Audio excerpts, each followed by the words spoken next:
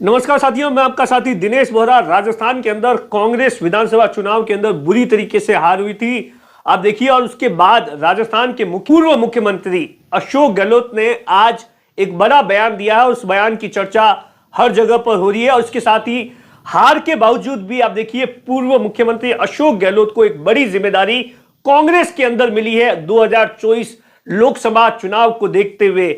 चुनाव हारने के बावजूद भी आप देखिए, 2024 जो लोकसभा चुनाव है उसके अंदर बहुत बड़ी जिम्मेदारी है वो राजस्थान के पूर्व मुख्यमंत्री अशोक गहलोत को मिली है। इन तमाम चीजों को लेकर डिस्कस करेंगे कि आखिर राजस्थान के पूर्व मुख्यमंत्री अशोक गहलोत ने क्या बयान दिया है, जिसकी चर्चा है वो जयपुर से लेकर दिल्ली तक हो रही है। मोटे तौर पर आप देखिए, कांग्रेस ने इस बात को लेकर एनालिसिस किया कि हार की क्या वजह रही। इस बात को लेकर एक रिपोर्ट है वो पीसीसी की ओर से एआईसीसी को भेजी गई है, जिसमें हार की दो तीन बड़ी वजह बताया गया है।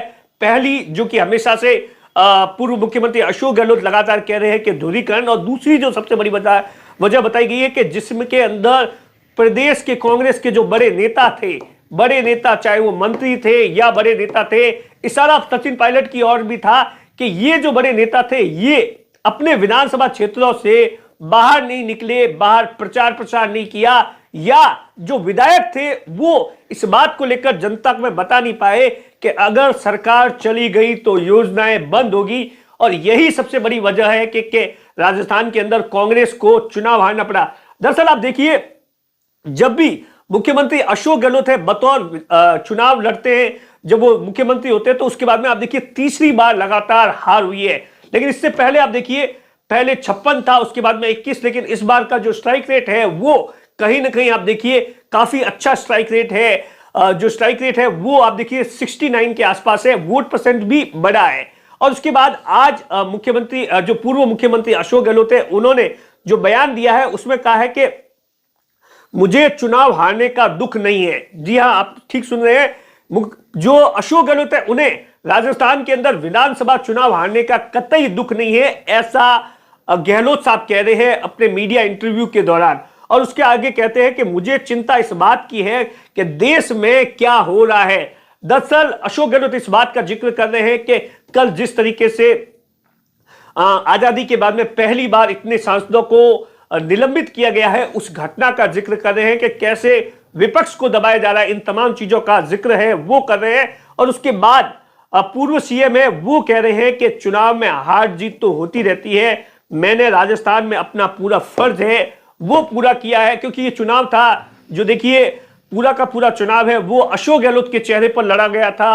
अशोक गहलोत ही लगातार अब देखिए 50 से 60 जगहों पर अशोक गहलोत ने रैली की थी, अशोक गहलोत का चेहरा सामने रखकर चुनाव लड़ा गया था।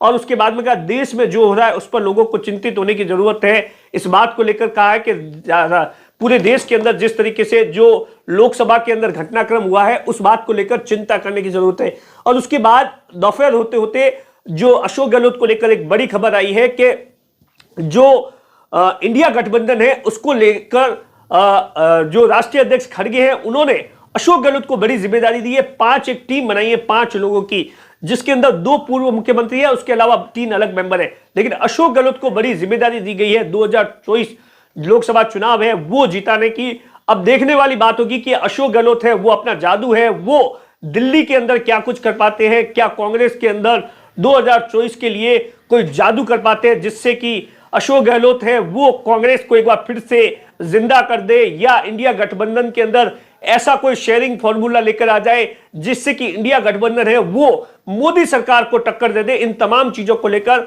आने वाले दिनों के अंदर हमारी नजर रहेगी। कैमरे के पीछे नाथू है, मैं आपका साथी दिनेश बोहरा।